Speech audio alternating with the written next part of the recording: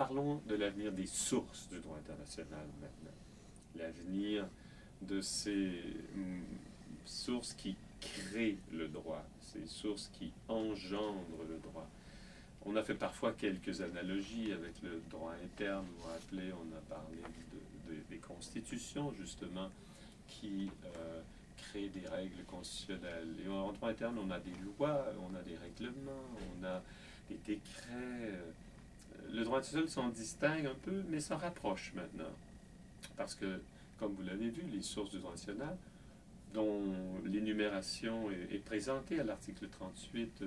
du statut de la Cour nationale de justice, qui a son équivalent dans le nouveau statut de la Cour pénale internationale. Les sources du droit national sont les traités, la coutume, les principes généraux de droit. Il y a aussi les décisions des organisations internationales, au moins celles qui ont un caractère obligatoire. Et je vais vous parler donc de ces sources en évoquant avec vous des nouvelles sources, peut-être constitutionnelles, qui pourraient naître de la pratique future des États et des autres sujets droit international. Et je vous dirais que on a assisté quand même depuis 1945 à l'émergence des traités et des décisions des organisations comme les sources prééminentes du droit international. C'est pas pour négliger l'importance qu'a revêtue la coutume et qu'elle peut continuer d'avoir, parce que des règles peuvent naître de la coutume sans être intégrées ou codifiées par des traités internationaux. La coutume va demeurer une source importante, pérenne du droit international. Mais on constate que, pour l'essentiel, les règles du droit international aujourd'hui sont consignées dans des traités multilatéraux à vocation universelle, des traités régionaux comme le traité sur l'Union européenne, des conventions bilatérales nombreuses, des échanges de lettres. Vous vous rappelez, un traité est un traité, quelle que soit sa dénomination particulière. Je crois qu'on va continuer de privilégier cette source qu'est le traité pour créer des règles de droit international dans tous les domaines et que les juridictions internationales comme la Cour nationale de justice vont surtout être appelées à appliquer des traités lorsqu'ils seront invités à régler des différends internationaux. Et c'est dans leur rapport que les États vont encore invoquer les traités, invoquer le respect des traités par l'autre partie, dire qu'ils les respectent eux-mêmes, le faisant avec la Charte des Nations Unies, en invoquant parfois, en utilisant la force armée, le traité pour justifier une telle utilisation de la force armée, parce que l'article 51 de la Charte des Nations Unies prévoit le droit naturel à la légitime défense. Et donc, les traités vont continuer leur règne. C'est pour ça que je parle du règne continu des traités. Et vous avez maintenant un certain nombre de connaissances, d'outils pour aller lire des traités, les comprendre, les interpréter, et éventuellement les plaider dans votre pratique et les utiliser pour rappeler l'importance qu'a le principe pacta sunt servanda, celui qui veut que les traités doivent toujours être exécutés de bonne foi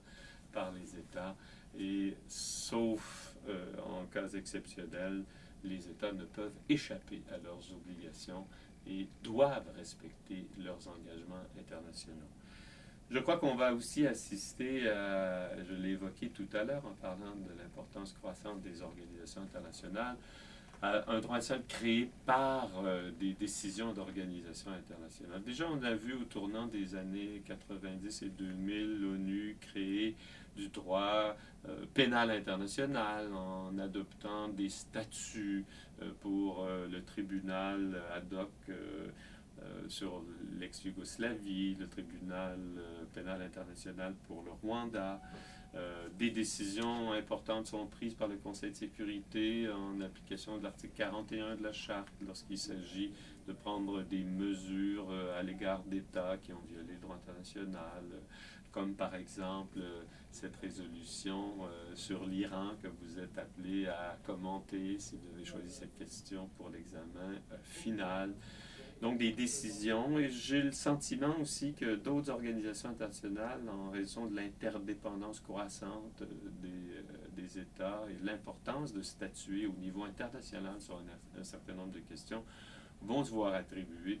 dans l'avenir des pouvoirs de décider. Ou en tout cas, des organisations régionales comme l'Union européenne, le Mercosur, vont consolider leur capacité d'adopter à travers leurs institutions et même leur parlement des règlements, des directives et qui auront une valeur de source de droit international. Donc, je crois qu'il faut surveiller cela et peut-être quand je donnerai le cours à vos successeurs dans les prochaines années, je parlerai de l'importance non pas seulement croissante, mais qui sait, peut-être que les décisions des organisations internationales auront même, se seront substituées aux traités comme sources les plus importantes des règles du droit international, du futur droit international. Je veux vous rappeler aussi qu'il faut toujours distinguer les sources des moyens de détermination du droit, garder ça à l'esprit. Les juges de la Cour de justice ne créent pas le droit. La commission de droit international de l'ONU et les professeurs de droit international ne créent pas du droit. C'est de la doctrine des publicistes qui, aussi qualifiés soient-ils, ne créent pas le droit. N'oubliez jamais cette distinction entre les moyens de création et les moyens de détermination du droit. Et vous réussirez, je pense, à être rigoureux et respecté si cette distinction ne vous échappe pas dans l'avenir. Mais moi, j'aimerais aussi envisager que le droit national ait ses sources constitutionnelles, qu'il y ait aussi, et plus clairement que c'est le cas maintenant, des sources comme une constitution de la communauté internationale, une charte de la communauté internationale pour avoir des normes de valeur constitutionnelles qui sont hiérarchiquement supérieures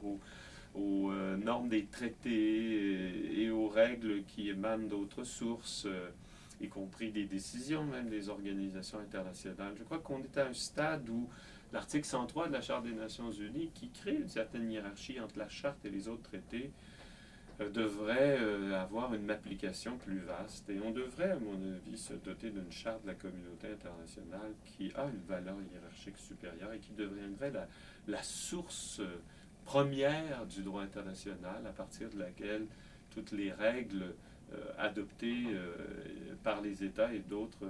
sujets droit national sont examinées pour déterminer leur constitutionnalité, leur conformité à la charte de la communauté internationale. Comme je vous l'ai dit tout à l'heure, dans le monde idéal, mais idéalisons le monde. Je vous ai dit à plusieurs reprises que nous avions droit à l'université d'idéaliser le monde, de construire le monde, de le rêver. Rêvons à la création et à l'adoption d'une constitution pour l'humanité qui aurait aussi la valeur d'une source supra-constitutionnelle et qui serait le contenant de ces règles qui ont une valeur suprême et qui régissent toutes les relations au sein de l'humanité entre ces divers sujets et qui aurait comme, je l'espère, l'objectif principal d'assurer la dignité dans les comportements de ces sujets, puis le respect de la dignité de l'être humain, mais qui sait aussi de toutes les espèces, de la faune, de la flore, de notre planète, et de nos comportements dans l'univers qu'on sera appelé, j'imagine, à explorer davantage encore. Il y a une sonde qui est partie vers d'autres planètes et il faudrait surtout penser que la façon dont on se comportera dans l'univers sera aussi régie par des règles et pourquoi pas par une constitution de l'humanité. Alors voilà quelques considérations sur l'avenir des sujets et des sources du droit international. Je vous rappelle que pour vous nourrir sur ces questions, je vous invite à lire la note sur les modes d'existence de la communauté internationale de François Château-Renaud. Et aussi, je vous ai invité à lire, comme lecture exceptionnelle, un court texte fait par un jeune Tunisien sur l'avenir du droit international à la croisée des chemins, où il est question du maintien de la paix à l'ingérence humanitaire, où il y a un certain optimisme comme le mien qui qui transparaît de ses propos et qui suggère que la paix et l'humanitaire doivent défendre ensemble l'intérêt de l'humanité, de vivre loin des conflits et des guerres. Et je vous laisserai, en terminant ce cours, en vous rappelant, malgré l'actualité, que les guerres sont interdites. Et j'espère que dans votre vie d'avocat, d'avocate, de notaire, de personnes qui allaient jouer un rôle important, je crois, dans vos communautés, et je l'espère dans la communauté nationale, dans l'humanité, que vous vous rappellerez toujours qu'en 2010, je vous ai rappelé que les guerres sont interdites, que le droit international a donné ça au monde en 1940. L'idée que la guerre est interdite. Il faut parfois faire appel à la force armée pour maintenir la paix et la sécurité internationale, mais qu'il ne devrait plus avoir de guerre pour que l'on ne commette plus des crimes, notamment des crimes de guerre, qui ont et continueront sans doute, mais je l'espère moins dans l'avenir, à faire souffrir et à faire en sorte que des gens aient souffert, que d'indicibles souffrances aient été subies par des générations pendant l'histoire de notre humanité.